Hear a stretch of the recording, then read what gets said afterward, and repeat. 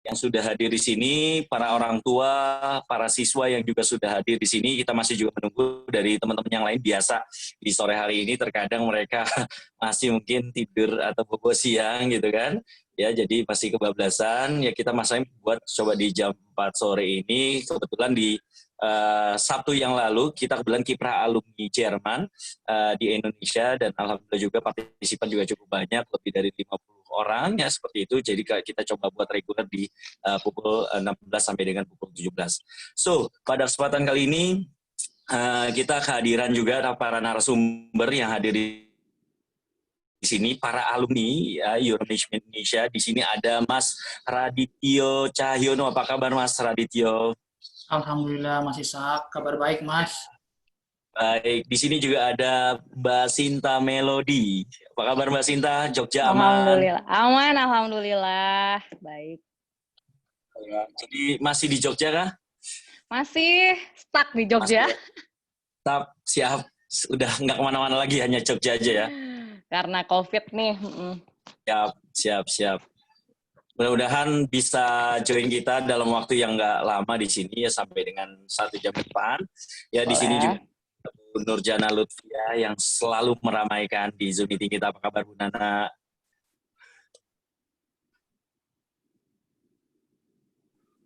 Bu Nananya di mana ya? Ada hadir. Oke, Bu Nana. Oke, saya akan matikan aja untuk ininya. Jadi pada sore hari ini ya mungkin kita akan langsung sharing session saja buat teman-teman semua yang hadir di sini sambil kita menunggu yang lainnya. Yang pastinya boleh mungkin nanti bisa memperkenalkan satu persatu, dan mungkin ada speech di awal nih dari Bu Nana, silakan untuk kami persilahkan. Ya, Assalamualaikum warahmatullahi wabarakatuh. Selamat sore. Bonjour. Bener nggak tuh bonjournya Mas Radit sama Mbak Sinta? Ya.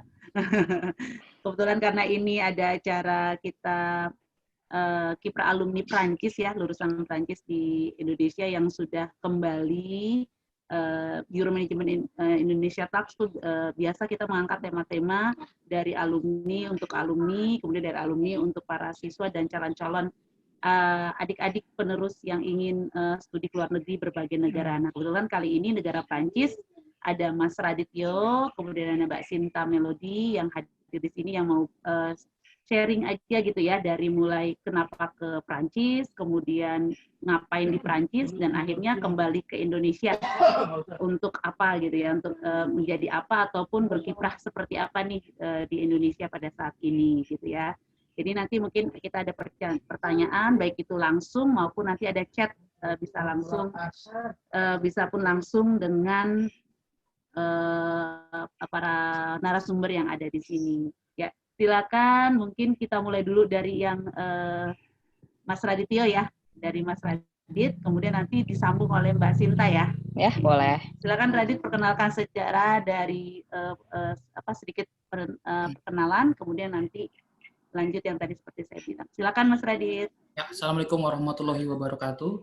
Waalaikumsalam. Terima kasih sebelumnya untuk kesempatannya untuk hadir di sini juga, untuk di depan rekan-rekan juga, Pak Ishak, Ibu Nana, dan tim, dan adik-adik yang mungkin ingin melanjutkan studi ke Perancis.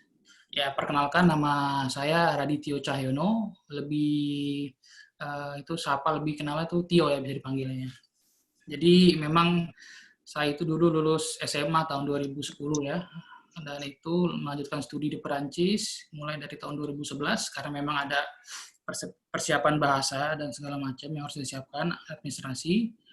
Dan saya melakukan pendidikan itu S1 dan S2 di Perancis, di 2 kota yang berbeda. Mungkin ini sebagai intronya aja, mungkin lebih dalamnya mungkin bisa didiskusikan. Mungkin itu sih dari saya untuk pembukaannya, Mbak Nana. Terima kasih. Assalamualaikum. Dengan Langsung Sinta, silakan. bisa mengaku ya? Ya. Ya, oke. Assalamualaikum warahmatullahi wabarakatuh. Bonjour tout le monde. Perkenalkan, sebelumnya nama saya Sinta Melody. Saya ke Perancis lebih dulu daripada Tio, 2008, sama prosesnya dari Euromanagement, lalu di sana juga belajar bahasa dulu, lalu saya juga mengenyam S1, sempat ganti jurusan gitu. Nanti tapi habis itu udah, terus lebih dalamnya lagi nanti kita bahas bisa. Sama kayak Tio aja. Misterius dulu kalau kata Tio ya. Oke. Makasih Sinta. Iya. Oke, Tio, gimana nih sama nanti Sinta? Kenapa gitu tertarik ke negara Prancis dan akhirnya studi di negara Prancis dan apa nih? Gimana waktu selama di negara Prancisnya belajar? Apalagi kamu menempuh sampai S2 ya Tio ya, menempuh sampai S2 dan akhirnya memutuskan kembali ke Indonesia. Ya, silakan Mas Tio. Iya, kasih Mbak Nana. Mungkin sebelum saya lanjut itu sih, sebelum saya berangkat juga ada beberapa kriteria memang ya. Pertama kan satu memang datang kemauan dari saya sendiri ya untuk melanjutkan studi ke Perancis. Namun juga ada kriteria yang mungkin semua orang akan beda ya. Mungkin dari saya itu pertama mungkin biaya Mbak ya, Mbak Nana. Saya pasti akan riset dulu terhadap negara tujuan. Saya mengikuti biaya dulu Mbak kalau saya ada personal. Saya kan melihat biaya dari semua negara yang ada, pasti US, segala macam pasti kan Kanada itu relatif mahal ya, Australia, bahkan Singapura dan Malaysia pun termasuk mahal. Maka saya lihat ternyata ada sebuah chance atau sebuah kesempatan untuk melihatlah peluang. Itu ada di dua negara saya lihat saat itu di Jerman dan di Perancis. Akhirnya saya lebih kerucutkan lagi pilihan antara dua negara itu. Saya lihat lagi dari basic, kira-kira saya mau ngambil apa nih, mau ngambil commerce, mau ngambil bisnis, atau mau ngambil lebih ke teknik. Pasti saya pelajari lagi, dua negara ini pasti lebih saya pelajari lagi, juga prosesnya ya, proses administrasi. Saya lihat proses administrasi Perancis dan Jerman relatif lebih pendek di Perancis ya Mbak, karena di Jerman untuk siswa baru lulus SMA dan dia ingin melanjutkan studi di S1, mereka harus melewati masa student collect, kalau nggak salah ya, correct me if I'm wrong, itu masa seperti SMA lagi ya, belajar semua mata pelajaran, dan itu sebenarnya salah satu alasan juga saya ingin, karena kita ngomong biaya ya, walaupun sebenarnya di Jerman itu gratis, kalau kita bicara biaya, pasti kan biaya pun ada biaya hidup pasti ya. Student collect kan pasti memakan waktu lama dan pasti akan ada biaya tambahan situ. Saya pilih memang yang lebih simple dan lebih masuk ya dalam kriteria saya Mbak Nana. Dari situ akhirnya saya tentukanlah saya ambil Perancis. Satu memang cost-nya efisien dan juga prosesnya lebih simple dan memang untuk gestion atau commerce lebih oke lah dari Jerman. Mungkin itu sih kenapa awal saya milih Perancis. Dan kenapa dari semua negara saya pilih Prancis itu karena biaya dan juga proses administrasinya. Oke, berarti Tio benar-benar waktu itu benar-benar memahami dulu ya negara yang mau dituju. Kamu benar yang student collect, yang Jerman. Berarti benar-benar pengen yang simpelnya yang nggak melalui masa ada transisi lagi SMA-nya gitu ya.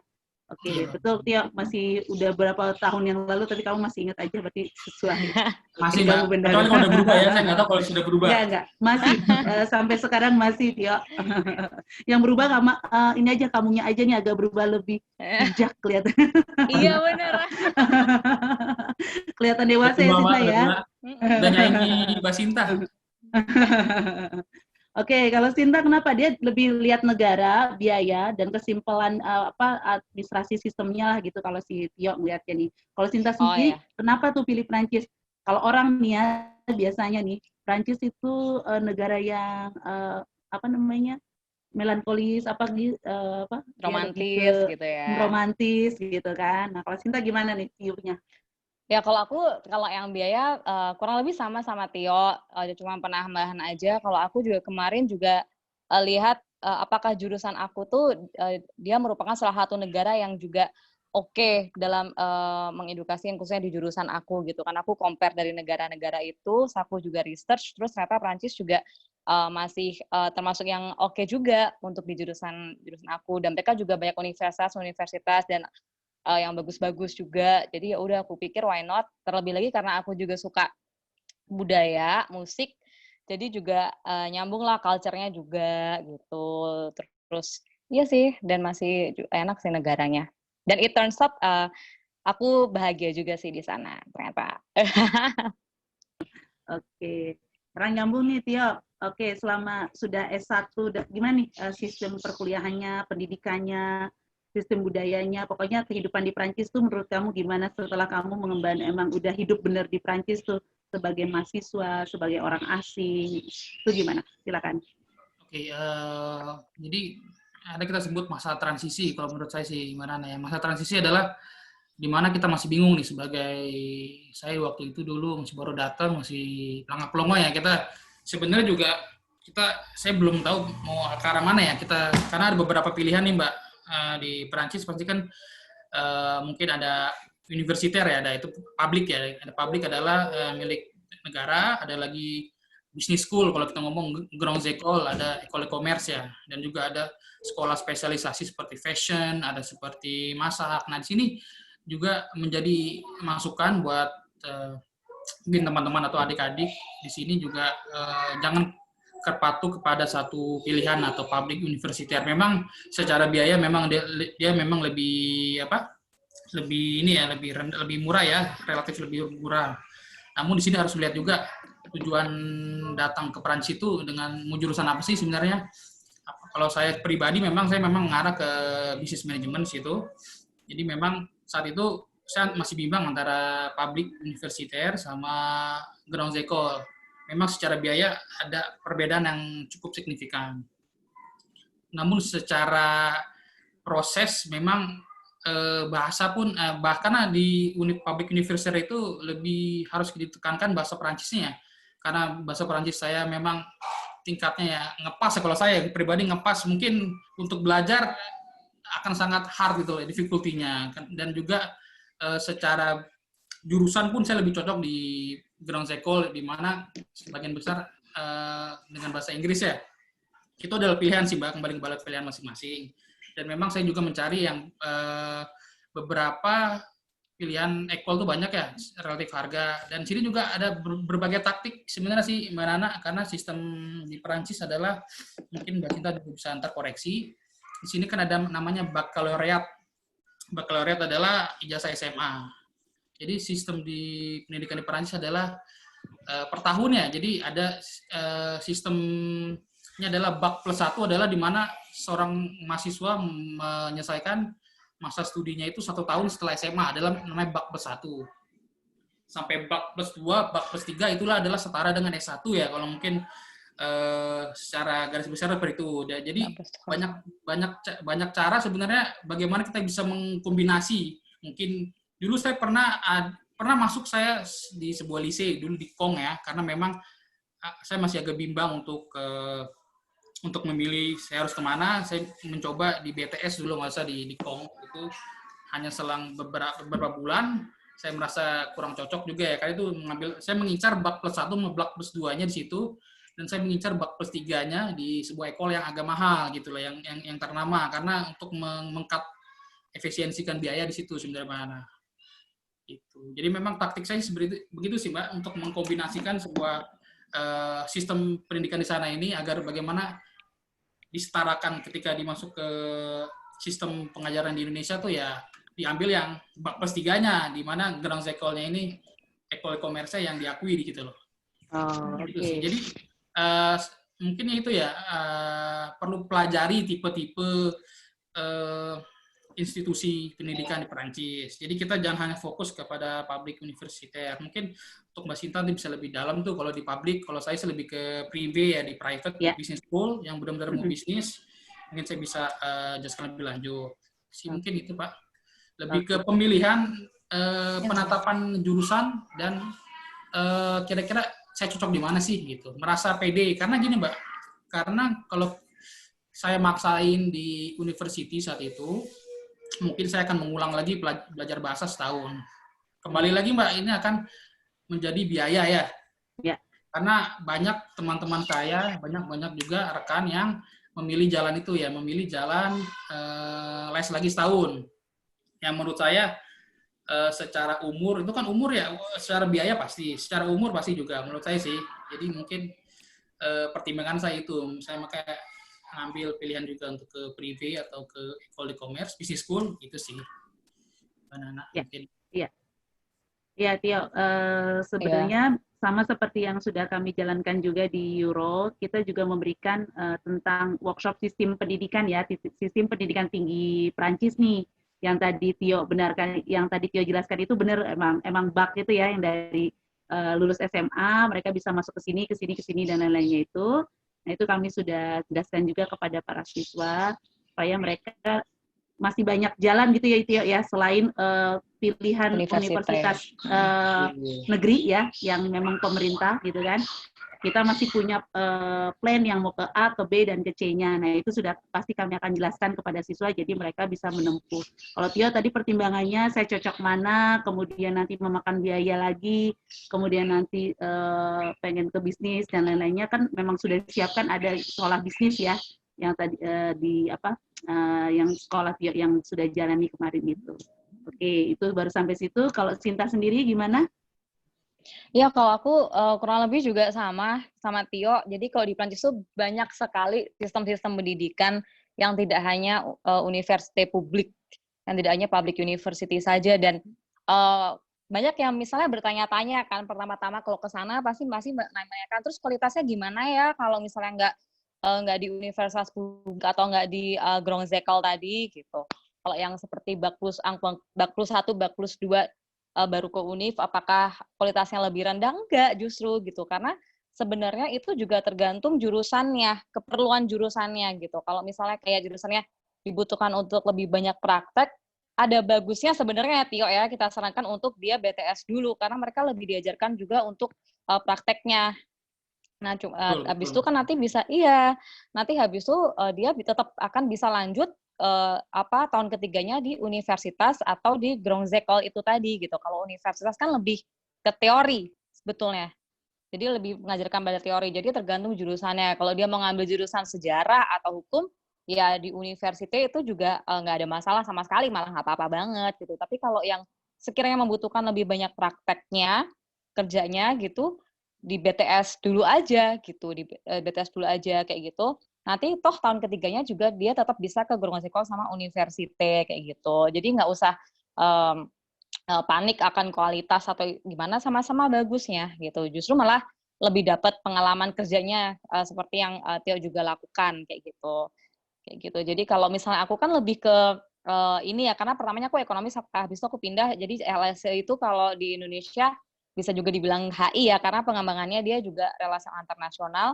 Di situ aku lebih dibutuhkan untuk baca dan analisis. Jadi aku nggak dibutuhkan untuk terlalu banyak praktek seperti Tio kan di manajemen, bisnis segala macamnya dibutuhkan mungkin lebih banyak praktek. Jadi aku tetap stay di public university tadi gitu, karena jurusan aku lebih ke baca, analisa dan segala macamnya gitu. Jadi stay di situ nggak apa-apa. Lalu tingkatannya nanti pas di tahun ketiga di universitas, mungkin banyak yang nanya gimana ya, kesusahan nggak ya, apa kayak gimana. Nanti kalau misalnya pas lulus, apakah degree-nya beda? Enggak sih, sama aja ya kan Tio ya, sama ya kalau nggak salah ya. Ya betul sama. Jadi sama aja, jadi sama sekali nggak berbeda, hanya tipe pengajarannya aja sebetulnya yang berbeda, mau lebih cocok ke yang mana gitu. Nah itu menurut aku ada baiknya siswa-siswa yang akan ke sana betul-betul melihat jurusan apa yang mereka akan pilih di situ nanti gitu, karena itu akan merucut lagi kepada pemilihan. Dan jangan lupa kalau dalam pemilihan universitas itu harus, karena universitas di Prancis itu setiap daerah dia punya programnya sendiri-sendiri. Setiap universitas punya programnya sendiri-sendiri. Jadi jangan disamaratakan satu Prancis itu sama. Nah, jadi itu harus benar-benar dilihat, oke aku mau milih di kota ini. Itu nanti dilihat lagi kerucutnya gitu. Ini programnya kayak gini-gini cocok nggak ya sama yang aku mau gitu. Kalau misalnya enggak, kita cari sampai mendapatkan yang cocok, barulah di situ kita apply. Jadi agar tidak membuang-buang waktu juga gitu. Dan biaya tentunya. Kayak gitu sih menurut aku. Jadi banyak banget pilihannya. Terus kalau misalnya Tia tadi kan juga prefer untuk yang bermusikal, itu juga nggak apa-apa, itu kan tergantung pilihan dan kecocokan masing-masing ya gitu. Gitu tadi. Kalau aku tetap stay di public university gitu. Oke, tadi kita berbicara langsung masih di tingkat kuliahnya ya, belajar sudah di universitasnya. Nah, sebagai mahasiswa asing di sana, gimana kehidupan sebagai mahasiswa baik Tio maupun Sinta, dan di luar aktivitas kampus gitu. Apakah kalian sempat mengenyam untuk bersosialisasinya banyak banget dengan orang Prancisnya? Apakah kalian ada kesulitan kendala dalam baik bahasa maupun bersosialisasi? Terus sempat nggak part-time atau kerja? Nah, itu kayak gimana tuh kerjanya? Bisa nggak atau malah susah? Nah, itu gimana ceritanya di luar aktivitas kampus kalian? Silakan Tio dan Sinta. Mungkin Mbak mau Sinta dulu apa? Tio dulu nggak apa-apa. Oh ya wes. Aku ya, mungkin kalau aku sih pengalaman di kebetulan aku di Grand École itu kebetulan memang 50% tuh orang Prancis dan 50% lainnya adalah WNA lah ya, apa ya, dari berbagai penjuru dunia lah Mbak ya. Dan di sini memang komunikasi, saya pernah ngerasain dulu yang benar pure lingkungan mahasiswa Perancis ya, memang di mana agak kesulitan berkomunikasi ya, karena memang sifat orang Perancis itu kita harus lebih terbuka, kita membuka diri ke mereka. Memang di awal tuh memang sangat sulit ya untuk berkomunikasi maupun memulai membukakan diri, karena memang relatif mereka itu cenderung individualis ya, dan harus memang datang dari kita juga untuk memulai itu sebuah conversation dan dekat untuk mereka. Nah itu ketika kita sudah mendapatkan teman, biasanya sih udah enak sih. Memang butuh waktu, itu memang butuh waktu ya. Dan itu terjadi komunikasi pun bukan hanya di lingkungan kampus, dan di lingkungan seperti kita hidup pun seperti itu ya. Seperti kita membeli barang, seperti di di lingkungan lah ya, lingkungan kita hidup, itu sih emang wajar ya. Mungkin ada beberapa bulan ke depan kita akan melihat harga dengan lihat angkanya, oh kita nggak dengar dia ngomong apa, karena memang kita belum mengerti apa dia ngomong apa. Memang itu sangat wajar. Jadi memang semua orang kan menemui fase seperti itu sih, Nana. Dan untuk itu sih udah sih dari saya, yang dari untuk membuka diri, sosialisasi sih itu sih mungkin. Dan juga tentunya kita harus aktif juga di Perhimpunan Pelajar Indonesia sih, itu sangat dianjurkan karena memang di situ kita membuat relasi ke teman-teman, menghilangkan juga rasa kangen ya kepada Indonesia, ada masakan Indonesia, dan juga itu apalagi ketuanya baik ya Tio ya, waktu zaman betul, Tio baik ya. sekali. Walaupun agak tahu baik sih ya. Ada ketuanya di mantan ketua PPI. Itu sangat dianjurkan sih Mbak Nana, ya? untuk adik-adik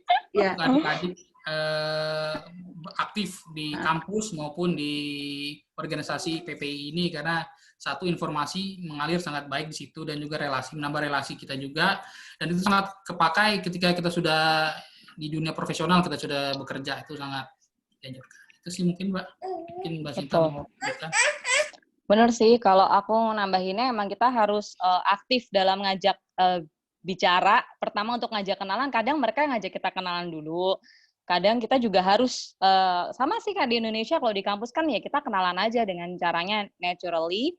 Terus, dan pertemanan tuh penting banget ya buat aku. Jadi waktu aku di kampus itu, aku orang Indonesia sendiri di situ gitu. Jadi yang lain tuh orang Prancis dan orang asing gitu. Jadi aku kan kalau misalnya kita biasanya kan cari teman sama-sama Indonesia gitu, yang latahnya kayak gitu. Nah, aku sendirian, jadi aku mencoba mencari teman di sana, dan itu emang ngefek banget juga. Pertemanan tuh ngefeknya dalam artian semangat kita untuk ke kampus gitu kan. Oh, ada teman kita nih yang ada kita kenal, jadi kita juga merasa nyaman untuk di kampus itu. Itu yang pertama. Nanti kita juga termotivasi, saling bisa memotivasi kalau belajar. Yang kedua juga karena kita orang asing, itu kenapa pertemanan itu butuh dan penting banget, karena kadang kita harus pinjam catatan mereka. Kita kan suka bingung. Kalau aku kan ngomongnya totally pakai bahasa Perancis ya, 80% lah gitu. Sisanya kan emang ada additional bahasa di situ. Nah, jadinya di situ kan aku ngefek banget nih. Kalau aku kan kadang nggak bisa nyatet, mungkin nggak sedetail yang orang Prancis catat. Jadi teman aku sering banget pinjam catatan teman aku gitu. Pinjam dong catatannya gitu. Kalau nggak kirimin dong gitu. Jadi berhubungan baik juga itu ngefek banget di situ gitu. Nanti juga kadang mereka ini baik kok, baik-baik banget. Jadi mereka kadang suka bantu kita kalau kita kesusahan. Bahkan kadang kalau aku mereka juga yang nawarin kayak, nanti ke library deh, kamu tadi kayak belum ngerti, mau nggak ke library? Kalau mau ya udah aku temenin, ntar aku explain ke kamu nih gini-gini gitu. Terus jadi itu bener-bener bahkan kalau ada sampai semisal kalau di Prancis kan kadang suka salju lebat banget, kadang nggak ada transportasi umum, kadang tempat tinggal kita sama kampus bisa jadi jauh. Nah itu kalau ada teman kita yang deket, mereka bisa, Sinta, aku samper aja deh kamu ke asrama, atau aku samper aja kamu ke apartemen kamu, dia pakai mobil kayak gitu kan. Jadi itu sangat penting sekali buat kita benar-benar menjaga pertemanan. Memang kalau di sana kebanyakan situasinya habis dari kampus pulang ke rumah masing-masing gitu. Cuman habis itu nanti juga kadang kita juga suka ada soare itu namanya kayak ngumpul-ngumpul lah gitu. Di situ mereka juga tetap ada gitu. Jadi makanya jaga baik-baik, pertemanan tuh penting banget untuk menunjang juga keberhasilan kita sebenarnya itu juga. Itu terus habis itu juga kenapa kok harus terus menjaga pertemanan kita sampai sekarang pun. Jadi sekarang teman-teman dekat aku, sahabat-sahabat aku yang baik orang Prancis maupun orang luar itu kita juga masih saling kontak-kontakan sampai sekarang. Kalau aku ke sana kita ketemu segala macam, selain untuk silaturahmi aja. Kalau aku kan lebih ke doing business ya, Mbak Nana. Nah, jadinya di situ ngefek banget juga buat aku untuk for my professional line sekarang gitu. Jadi dan dia mungkin juga kerjanya kan, kalau kita kan nggak mungkin jadi anak kuliah terus ya, mereka juga kerja kan, ada yang juga kerja, ada juga yang berbisnis. Nah itu jadi networking-nya terbentuk lebih dalam dan jadinya kita lebih mempermudah kita juga di situ gitu. Jadi jangan terus ya udahlah kalau ada di Indonesia udahlah kita nggak sapa-sapaan lagi gitu, jangan gitu, karena buat aku masih butuh banget mereka juga butuh kita kayak gitu. Maksudnya tapi jangan berteman karena butuh ya gitu deh, karena itu benefit dari pertemanan yang kita bangun tadi, jadi saling percaya. Jadi bisa dari pertemanan ke profesional pun juga bisa saling membantu di bidang-bidang profesional. Atau mungkin kalau ada yang mau nantinya kerja di Perancis lagi setelah pulang ke Indonesia kan bisa tanya sama temannya juga kan di situ, di sana di perusahaan kamu ada bukaan lowongan kerja nggak, kayak gitu juga, sesimpel gitu juga mungkin bisa. Atau kalau travel atau apa kayak gitu sih, itu pentingnya pertemanan di Perancis. Dan juga jangan terus tapi juga harus imbang ya antar kita berteman sama orang Indonesia dan jangan sama orang luar. Jangan sama orang luar terus, jangan sama orang Indonesia terus. Benar kata Tio tadi, kita juga harus aktif di PPI. Karena di PPI itu juga luar biasa networking-nya, dan kita juga dekat dengan KBRI, karena kita di sana kan sebenarnya keluarga kita ya orang Indonesia itu. Orang Indonesia di Prancis, di negara itulah, itu keluarga kita di sana gitu. Jadinya makanya kenapa kita juga harus aktif juga di PPI, dan PPI itu juga kegiatannya bermanfaat dan bermutu. Ada olahraga, ada yang ilmiah, ada yang festival budaya kayak gitu. Jadi nggak menyesal sih untuk aktif di PPI itu juga. Gitu, Manana. Iya, Sinta, makasih. Tadi ada yang terlewat sedikit, sempat kalian part-time atau kerja dengan orang Prancisnya kah? Atau di kampus atau gimana yang ini? Kalau Tio apa kok nih? Tio dulu. Mbak Sinta dulu deh. Kamu nih. Kalau aku sempat aku part-time jadi guru bahasa Inggris di college tuh SMP negeri ya jatuhnya. Di SMP negeri Prancis, aku part-time menjadi guru bahasa Inggris. Jadi asisten profesor ya. Kalau asisten profesor tuh role-nya lebih ke guru mereka yang di situ mengajarkan teorinya. Nah, kita ini bagaimana mengajarkan mereka bisa mengaplikasikan teori tadi ke percakapannya, lalu juga mempersiapkan yang udah kelas 3 mau ke SMA gitu. Aku mempersiapkan anak-anak yang ingin ber-SMA ke internasional itu, bagaimana agar mereka bisa presentasi dengan bagus. Kayak guru sih. Jadi aku part-time-nya aku sehari-hari sebagai murid, tapi part-time sebagai guru bahasa Inggris di SMP negeri situ. Berarti sama-sama anak-anak SMP ya, berarti ya ininya Iya. langsung ya interaksinya, terus nanti dengan guru-guru profesor yang ada di SMP tersebut ya. Betul. Kalau Tia apa nih? Guru juga kah atau malah langsung ke megang pernah di restoran atau gimana? Nah, kalau aku dulu part-time itu kebetulan itu masih satu kota dulu sama Mbak Sinta, kayaknya aku di. Tapi jangan kaget nih kalau aku cerita nih. Dulu aku sempat jadi babysitter. Itu Wow. babysitter umur 6 bulan bayinya itu dulu. Waduh. Iya, jadi ini kebetulan dia emang sepasang suami istri orang Prancis ya. Dia itu dokter hewan. Dia rumahnya itu di ujung tram itu apa Mbak Sin? Heroville, terus ujungnya apa? IFS Jong ya? Yves Jean Villar itu Ya, ujung-ujungnya. Jean Villar itu ya. Ya, Yang pun aku masih inget ya. jadi dia rumahnya di ujung apa? Tram lah ya, kita bilang tram itu kereta dalam kota itu. Jadi memang dia sepasang dokter hewan yang dimana ada saat jam praktek itu mereka dua-duanya sibuk, terus sekitar jam 5 sore sampai jam 7 sore ya.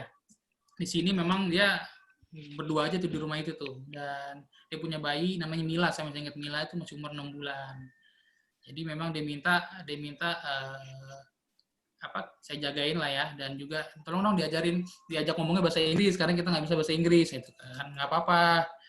Dan tentunya saya jagain selama 2 jam itu sih, juga sambil kadang bantu bapaknya juga berkebun. Itu saya juga lumayan lama sih sama bapak itu tuh, saya lupa namanya, tapi memang itu salah satu part time saya di situ sih, dan cukup menikmati karena juga satu lumayan juga untuk pendapatannya, dan secara waktu pun saya mengikuti waktu sesuai jadwal yang tersedia, karena emang nggak setiap hari, dalam seminggu itu bisa 3 kali aja Mbak Nana. Oh iya, berarti kamu ngikutin satu keluarga ya, berarti di satu keluarga ngejagain anaknya, babysitter. Wow, pengalaman yang menarik banget Tio ya, sampai ngejagain anak umur 6 bulan. Akhirnya ngerasain juga kan? Ngerasain juga sekarang punya anak, tahu cara ngurus anak ya, ngerasain ya. Oke, terus sempat berkebun juga ya. Padahal mah di Indonesia kalau disuruh ngejagain keponakan atau sepupu nggak mau ya paling ya. Kalau disuruh pasti nggak mau ya. Cuman ya itu efeknya yang habis berkebun ya mau nyari tukang urut nggak ada mana nak. Ingat banget Tio, ngeluh banget kayak suruh motong tanaman. Oke, itu pengalaman sudah di Prancis dari mulai kuliah sampai kehidupan di luar aktivitas kampus. Nah, sekarang saya udah baca nih dari kegiatan aktivitas kalian. Tio sekarang bekerja di suatu perusahaan dan juga sebagai merangkap juga sekaligus dosen. Pak dosen nih sebenarnya nih Sinta nih, kita ngomong Pak dosen ya. Pak dosen. Kemudian kalau Sinta sudah aktif pasti dari dulu memang kebetulan perusahaan keluarga ya Sin ya, kalau yang itu ya yang furniture itu ya, sudah melanglang buana Eropa, Asia, bawa-bawa produk perusahaan ininya nih, furniture-nya ya, mebelnya dari zaman mama udah waktu pertama kali ke Euro tuh bawa-bawa furniture. Banget. Gitu. Sudah melanglang ke berbagai pameran-pameran ya, ke Eropa, ke Cina lah gitu ya. Sampai juga ikutan politik ya kan. Masih muda ikutan politik itu terserah dari kalian karena itu kan kerjaannya Mas Isak bagian ini kayaknya nih. Nah, tolong sedikit. Nah, sekarang tuh kiprah kalian di Indonesia tuh seperti apa? Kenapa kalian pilih jalan itu? Apa karena emang sesuai dengan passion kalian? Kalau Tio kan background-nya tadi bisnis ya, memang ya gitu ya. Terus kenapa jadi dosen Tio? Ya, kenapa tuh sampai akhirnya mau karena mau berbagi ilmunya atau apa? Silakan Tio dan Sinta nanti juga. Silakan. Mungkin aku dulu ya Mbak Sinta kali ya? Apa Mbak Sinta dulu? Tio aja dulu. Oke, jadi ini pesan juga untuk adik-adik nih, untuk memilih jurusan itu. Kalau saya memang dulu kan S1 kan, makanya saya kenapa ngambil S2 juga ya. S1 itu kan masih general lah, kata ngomong business administration, berarti di situ ada kegiatan marketing, kita di situ bicara ada human resource management, di situ ada macam-macam, ada financial management. Nah, salah satu mata kuliah yang agak menarik dulu tuh di tahun ketiga saya itu adalah logistik dan supply chain. Nah, ini kebetulan saya juga baru ngeh itu tentang ini tuh ya di sana ketika saya di tahun ketiga. Memang saya dulu tujuannya shifting, berubah ya. Makanya kenapa saya juga mau ambil fokus ke supply chain tuh karena saya melihat gitu peluang yang ada di Indonesia ya. Karena saran saya gitu, kita harus melihat peluang juga untuk adik-adik bisa melihat. Sekarang kan kalau kita lihat di dunia teknologi ada IoT ya, Internet of Things, ada data science. Nah, itu mungkin buat pertimbangan teman-teman juga apakah di sana ada spesialisasi seperti itu di Perancis? Saya nggak tahu sekarang ya, karena kan shifting cepat ya, bergerak tuh. Nah, di sini saya lihat juga peluang di mana sangat open lah supply chain management. Kita kan negara kepulauan, supply chain logistik berarti kan kita sangat membutuhkan ya di Indonesia ya. Kita ada angkutan laut, ada angkutan darat untuk mengirim suatu barang dari pulau ke pulau tuh. Makanya saya lihat di situ ada potensi. Makanya saya juga memilih supply chain itu satu jurusan. Nah, sekarang juga kebetulan saya bekerja di Scofindo. Saya sebuah BUMN yang bergerak di testing, di inspeksi dan sertifikasi. Tapi di sini saya menghandle semua proyek yang berhubungan dengan dan kebetulan taktik saya saat itu untuk menjadi seseorang yang unik berhasil. Seseorang unik berarti adalah ketika orang mencari orang supply chain, oh si Tio tuh, oh si ini nih, berarti bisa nggak jadi seseorang yang unik di mana mungkin gini loh, kalau kita bicara pendidikan Indonesia sama luar negeri, saya nggak mau bandingin bagus enggaknya di mana perbandingannya. Saya mau bilang manfaatkan apa yang ada nilai positif di luar negeri. Mungkin di sana pilihannya tuh lebih spesifik dan banyak. Di mana sini kita ngelihat ada lulusan supply chain logistik tuh nggak ada yang sangat baru-baru ya, tahun 2015 tuh 2016 tuh ada Trisakti sekolah transportasi manajemen tuh di situ Jatinegara. Nah itu baru muncul tuh sekitar tahun itu Mbak. Jadi saran saya sih jadilah be advance dari yang lain dari yang ada di Indonesia, itu sangat satu kunci gitu loh untuk kalian yang mau sekolah di luar, karena memang mereka lebih advance itu satu. Dan sini saya menghandle semua proyek yang berhubungan dengan supply chain dan diamanahkan lah oleh bos-bos saya juga untuk ya menghandle kegiatan di luar negeri seperti Timor Leste. Saya membuat mengatur blueprint supply chain management mereka di Timor Leste, dan itu menurut saya sebuah achievement ya kalau sebagai pekerja seperti saya. Dan juga jiwa bisnis saya juga selain bekerja juga saya berjual mobil lah, saya pemain mobil bekas juga. Sekarang saya lihat peluang lagi Mbak Nana, saya orangnya melihat peluang itu saya juga trading mobil bekas, dan benar kata Mbak Nana tadi, saya juga menjadi dosen praktisi di Politeknik Pos Indonesia di Bandung, itu untuk mata kuliah Dangerous Goods. Dangerous Goods adalah barang berbahaya. Kalau untuk teman-teman itu barang berbahaya itu, jadi bagaimana seseorang mengirim cairan berbahaya via pesawat atau via laut itu harus ada prosedurnya. Jadi memang ini sebuah mata kuliah yang sangat spesifik dan harus ada sertifikasi, dan bagaimana saya bisa jadi dosen. Nah, itu untuk teman-teman juga menjaga relasi. Relasi sangat penting. Saya bertemu orang, idenya guru besar itu di sebuah workshop dulu di Jogja, di Hotel Ambarukmo kalau nggak salah. Nah, itu kebetulan dia menawari saya di situ. Jadi memang saya sarankan selain juga kita menguatkan akademis kita, jangan lupa untuk melebarkan relasi. Apalagi untuk seperti Mbak Sinta ya, untuk menjalankan usaha seperti itu sangat penting sih. Jadi stay humble lah kalau menurut saya sih, walaupun kita jangan merasa kita kuliah di luar kita lebih better dari yang di Indonesia tuh, jangan sampai seperti itu sangat salah. Dan juga ya inilah down to earth aja, kita berelasi sama siapapun dari kalangan manapun juga. Itu sih Mbak Nana mungkin dari saya.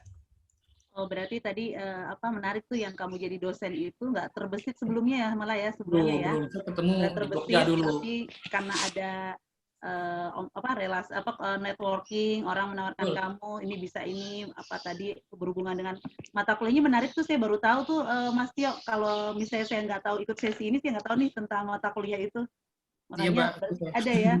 Benar-benar berarti memang bagaimana cara mengepek barang-barang yang berbahaya yang untuk bisa dibawa dokumen apa saja, itu ada prosedurnya.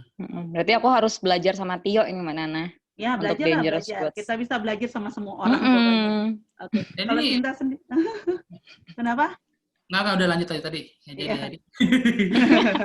Dia mau ngatain aku tahu banget.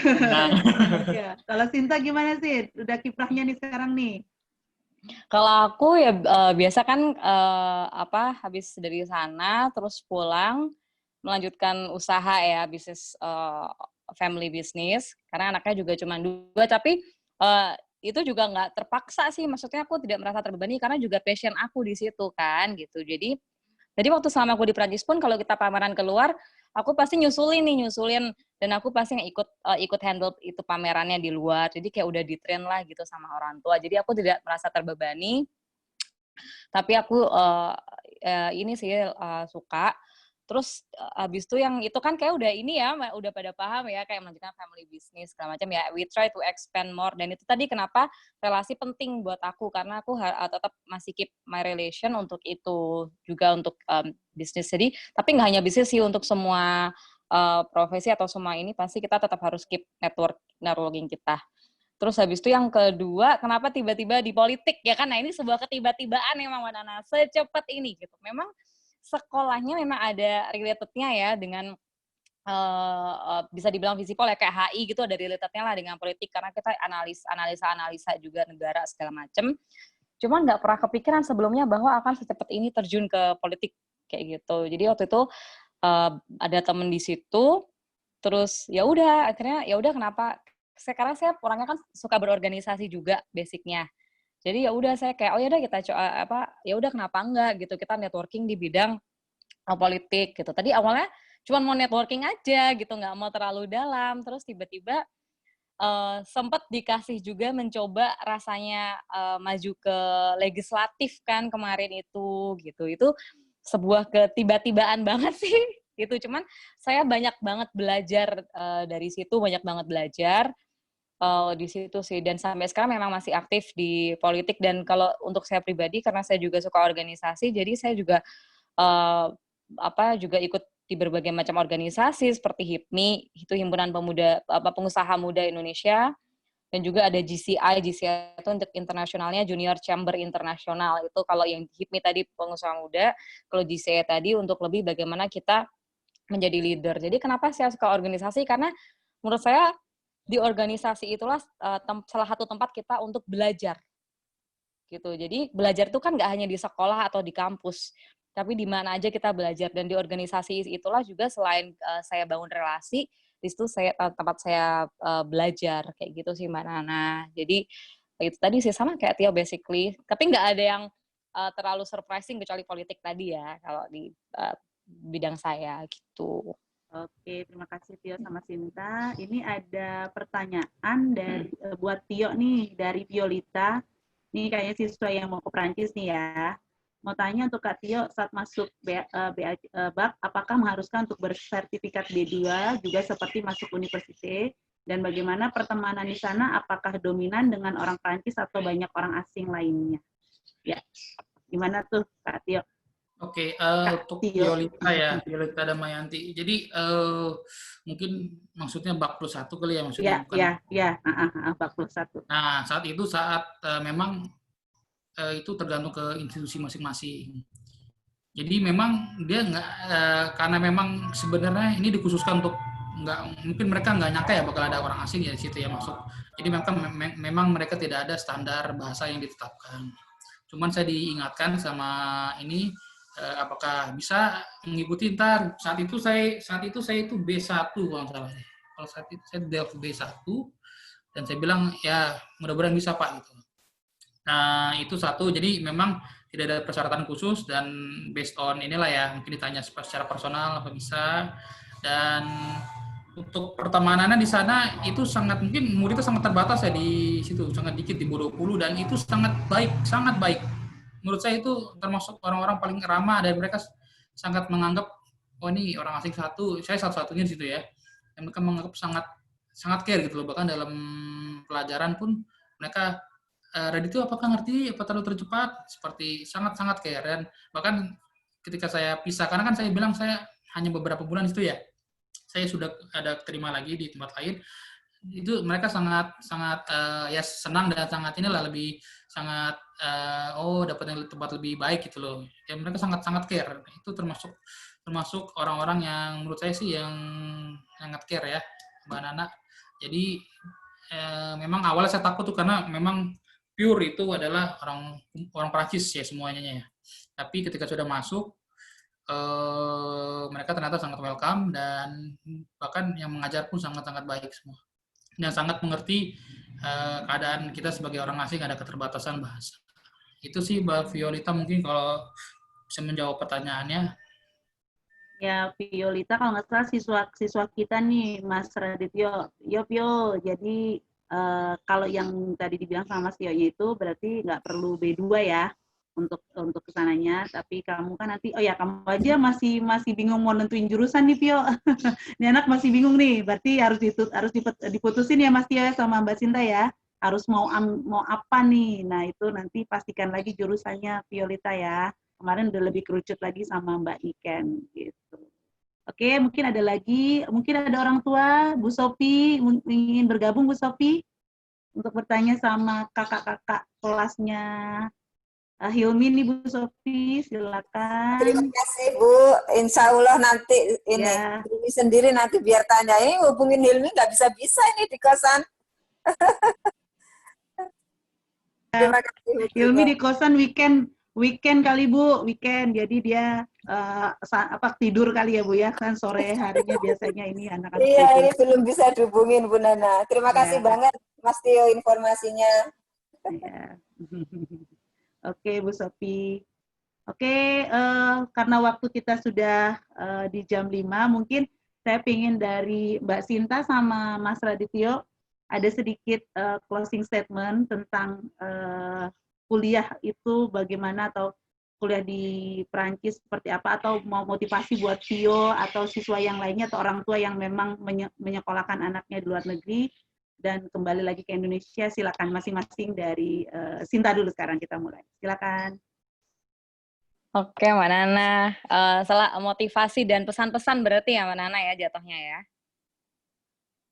Kalau motivasi semangat terus, kuliah di Perancis, semangat terus belajar bahasanya, karena believe me, kalau udah sampai sana, itu akan lebih cepet lagi bisanya, karena kita dituntut untuk praktek. Walaupun Tio sekolahnya bahasa Inggris, tapi dia tetap lancar bahasa Perancis, karena juga sehari-hari kalau kita keluar, yang di luar kampus kan kita juga pakai bahasa Perancis gitu, mau beli apa, ke supermarket, dan segala macamnya gitu. Jadi, jangan takut untuk, aduh susah nih bahasa Perancis, pertama kayak gitu, jangan takut.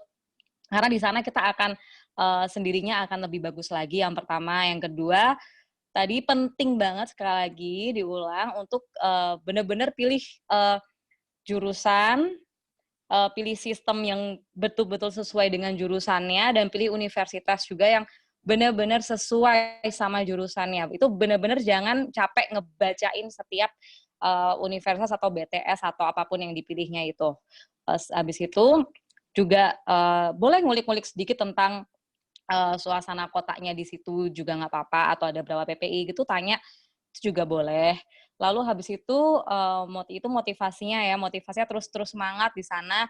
Teman-temannya baik-baik, teman-temannya suportif semua, jangan malu untuk pinjam catatan, jangan malu untuk tanya sama gurunya juga baik-baik. Jadi pernah satu waktu, aku awal-awal kuliah nih ya Mbak Nana ya, aku masih bingung bahasa Perancis ya, belum selancar itu. Aku ada masanya waktu itu aku bener-bener capek banget dengerin bahasa Perancis, kayak aduh aku kayak belum ini deh, kayak capek banget nih dengerin bahasa Perancis gitu. Nah terus aku bilang aja ke gurunya, Pak, waktu itu kan laki-laki ya, Pak mohon maaf saya tuh kayak lagi ini banget deh, lagi udah nggak masuk nih bahasa Perancisnya gitu, kelelahan, boleh tolong nggak please explain saya pakai bahasa Inggris deh sebentar. Waktu itu kebetulan memang beliau bisa bahasa Inggris lancar kayak gitu. Atau boleh nggak di-explain pelan-pelan bahasa Prancis ke saya, dan beliau guru itu sangat nggak apa-apa, mereka langsung oh ya udah oke, ini saya explain pelan-pelan ya biar kamu mengerti gitu. Jadi terus kalau pulang kampus jangan langsung pulang Mbak Nana. Kalau misalnya kalau kita ada pertanyaan lebih, itu waktu untuk bertanya itu setelah selesai mata pelajaran itu, setelah selesai kan banyak anak nih yang udah keluar. Nah di situ kita samper aja gurunya, mohon maaf Pak atau Bu, yang bagian ini tadi saya kurang mengerti gitu, boleh nggak tolong dijelaskan. Jadi kita harus aktif juga untuk agar kita juga mengerti gitu. Itu juga jangan takut untuk kayak gitu, mereka sangat-sangat mengerti sekali, apalagi kita orang luar. Terus pilih pertemanan yang baik juga di sana, karena sangat ngefek banget pertemanan itu kepada kita. Habis itu jangan lupa juga untuk ya tadi aktif juga untuk di organisasi PPI, juga nggak ada salahnya kok gitu di situ menurut saya ya, karena saya juga di PPI juga dulunya. Jadi itu menurut saya sih di situ salah satu kunci-kuncinya di situ. Terus apalagi ya pesan-pesannya ya tadi itu sih. Terus kalau pesannya buat apa ya, kayaknya itu aja sih. Saya udah cukup. Pokoknya di sana aktif-aktifin diri gitu. Terus ya itu tadi jaga pertemanan, kuliahnya juga kalau jangan malu bertanya juga, karena itu benar-benar mereka di sana baik-baik dan very very helpful banget tadi yang kayak Tio bilang gitu. Oke, makasih Sinta. Didengeri ya, Vio. Ada siswa soalnya, jadi saya ngitin ke siswanya langsung. Ya, Mas Radit, gimana Mas Radit? Kalau saya sih mungkin apa ya, pesan dari saya sih ya bertanggung jawab karena kan pasti kita kalau kita keluar ya pasti kan kita membeban tanggung jawab ke orang tua pasti ya, itu salah satunya pasti itu. Jadi do it right satu, itu do it right dengan apa, dengan benar-benar jurusan pilih yang benar gitu loh ya. Ketika sudah dapet yang benar jangan karena nggak benar, dan juga harus melihat peluang juga sih. Jadi kalau kita sekarang kan udah dunia internet, informasi udah banyak ya. Jadi kalau bisa research lah sebelum memilih jurusan, apa kira-kira jurusan yang, apalagi dengan pandemi seperti sekarang ya Mbak ya, pandemi dengan sekarang orang yang punya kerja di-cut, yang udah lulus nggak dapat kerjaan, dan akan nambah terus nih. Kemarin kan ada wisuda baru, nah akan nambah terus. Nah ini kalian kan termasuk satu pasar kalian ya di ke depan gimana. Jadi saran saya sih be unik lah, karena kalau kita melihat lulusan luar lulusan dalam udah bukan sebuah nilai value lagi. Yang nilai value sekarang kalian jual adalah apa yang kalian jual. Kalau saya supply chain, kalau aku supply chain ya, karena memang belum terlalu banyak juga pas saat itu. Sekarang sudah mulai banyak ya untuk saat ini, jadi memang saya menyolong start, itu salah satunya, dan itu kalian bisa lihat lah, melihat peluang itu.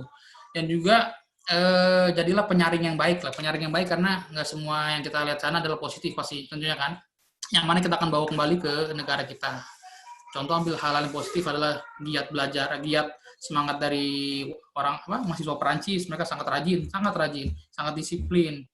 Walaupun setelah ada acara malam sampai malam pun mereka tetap akan masuk. Itu yang poin-poin penting yang bagaimana kita lah sebagai manusia bisa menyaring itu semua dan menyerap dan bawa balik ke Indonesia. Itu sih mungkin Mbak Nana, sisanya tadi udah disampaikan oleh Mbak Sinta. Mungkin cukup dari saya itu sih. Sama nambah dikit ya. Mbak Nana. Ya, silakan Sinta. Buat mungkin yang beragama Muslim yang pakai hijab, biasanya kan kadang suka takut ya kayak kesana kayak gimana orang-orangnya tuh. Mereka benar-benar baik banget, nggak sama sekali tidak dibeda-bedakan. Jadi salah satu contohnya ketika aku di sana, aku bilang aku nggak minum alkohol gitu. Kadang mereka tahu karena Muslim, iya karena saya Muslim gitu. Dan mereka terus tidak menjauhi aku. Bahkan kalau mereka lagi party, mereka bilang, Sinta, ini kita udah beli nih jus-jusan buat kamu, sini aja gitu. Jadi mereka sangat-sangat toleransinya tinggi sekali antar agama itu mereka. Jadi nggak usah, bahkan kalaupun masa-masa misalnya Idul Fitri, kan mereka nggak ada Idul Fitri ya di sana ya gitu. Kita mesti sholat. Guru pun mengerti bahwa kita yang Muslim sholat waktu itu sempat kita berhalangan. Akhirnya aku sama teman aku waktu itu ke sana yang kebetulan Muslim tapi dia bukan dari Indonesia, ke kelas. Bahkan guru aku yang tanya, loh kamu Muslim kenapa kamu nggak merayakan hari keagamaan kamu gitu loh. Sekarang kita sedang tidak ini ibadah, tapi kan masih ini hari keagamaan kamu, nggak apa-apa, kamu pulang aja, kamu merayakan aja, ini kan hari spesial untuk kamu juga. Jadi benar-benar nggak usah takut di negara situ, aduh gimana ya mereka kayak gini kayak kita Muslim, enggak sama sekali. Mereka toleransinya tinggi sekali dan sangat-sangat mengerti. Tuh. Jadi buat orang tuanya juga nggak usah deg-degan juga. Yang penting anaknya pandai-pandai menyaring tadi itu yang kata Tio. Oke, terima kasih Radityo sama Sinta tadi sedikit closing statement-nya, informasi, pengalaman dan lain-lainnya sangat menarik sampai tadi dari Sinta maupun dari Tio yang kita dapatkan buat para orang tua, siswa atau ada yang baru tahu tentang studi ke Prancis. Ilmunya ini informasinya sangat menarik, sangat bermanfaat untuk kami, untuk kita semuanya. Kita sengaja memang bikin tiap pekan itu dari berbagai macam sharing dari alumni dari mahasiswa yang masih di sana, yang di luar negeri, untuk sharing kepada semuanya. ya boleh diambil, nggak mesti harus keluar negeri ya, tapi kita mau sekolah di mana aja gitu kan ya. Di Indonesia juga banyak provinsi, nanti ke A, ke B, ke C gitu kan. Nah ini menjadi pengalaman yang menarik dan bermanfaat bagi kita. Terima kasih Mas Tio, diganggu weekendnya. Tadi anaknya ikutan, sempet saya lihat jadinya ikutan bergabung. Terus Sinta pagi-pagi aja lagi temu klien saya gangguin, inget gak ntar sore ada acara gitu kan. Terus weekend dia ketemu klien loh ya, bener-bener. Aduh, Baru ini kelar banget. meeting jam 3 tadi, pas Tuh banget. kan, bener-bener Meja meeting. restoran namanya itu dia. Mau siapaan buat resepsi Mas Tio? Resepsi pernikahan. Amin, doanya. Waduh, semoga Nanti ya kita lancar ya. nunggu Amin. corona ya Mbak Sinta biar kita bisa ketemuan ya. Oh ya, insya Allah. Kalau ke Jakarta jangan mampir, jangan lupa mampir ke Euro ya. Mas Tio Iya. nih yang Salam belum buat Pak mampir Bimo. padahal masih di Jakarta juga. Belum Iya, kemarin mampir juga. saya mampir di Mentengan ya situ ya. Ya masih. Nanti Mas Tio bisa ngisi workshop buat yang tatap muka ya kalau gitu ya. Insya Allah kalau ada waktu. Oke. Diadain waktunya dong Tio, jangan bilang kalau ada waktu. Oh, diadain ya, bisa ya. Iya. Oke, Mas Isak boleh dari kami itu, Mas Isak silakan tutup. Baik, terima kasih banyak Bu Nana, terima kasih banyak Sinta Melody dan Radityo Cahyono yang sudah memberikan paparannya, informasi sharing session di hari ini, di mana pastinya ini adalah hari yang sangat luar biasa dan pastinya banyak sekali manfaat yang didapatkan khususnya bagi seluruh siswa yang hadir di sore hari ini dan juga para orang tua yang tadinya mungkin khawatir, ternyata sudah ada sharing dari alumni-alumni, setidaknya orang tua sudah agak sedikit lebih aman. Ya mudah-mudahan nanti banyak sekali kegiatan-kegiatan ini yang nanti akan juga kita hadirkan dengan topik yang berbeda, dengan narasumber yang berbeda. Tapi kalau misalnya narasumbernya juga mau juga join lagi, nggak apa-apa, nanti kita undang lagi untuk acara ini. Mungkin itu aja dari kami ucapkan terima kasih, mohon maaf apabila ada kekurangan dalam pelaksanaan kegiatan ini, ya kami ucapkan terima kasih banyak buat rekan-rekan yang sudah hadir pada sore hari ini. Mungkin itu saja, saya dengan Ishak kami ucapkan terima kasih. Selamat sore, Assalamualaikum warahmatullahi wabarakatuh. Terima kasih banyak. Terima kasih, Mbak Isa. Dadah. Terima kasih, Mbak Nana. Terima kasih. Terima kasih Tio, makasih Ya, Mbak Sinta yang Iya, cantik. sama-sama. Dadah. Terima Bu kasih. Sofi, makasih Bu Pak Sofi. Fadil, Ibu Sofi, terima kasih. Bu Rehana, terima kasih. Mas Pak Heru. Ishak bilang Pak Bimo kita minta ditraktir gitu ya. Siap. Iya, Kalau datang Nah, aja. betul. Ditungguin. Kalau datang harus ditraktir gitu ya, yo. Iya, pasti. Oh. Boleh. Tio sama Sinta silakan datang aja ditraktir. Siap, Itu di depan siap. ada Madam Delima. Oh, Ada mantap. Madam Delima. Mantap, Silakan, mantap. ayo. Ya. See you. Dadah. Ya, Ayo, dadah. ditunggu ya. Ya. Pasar Rode.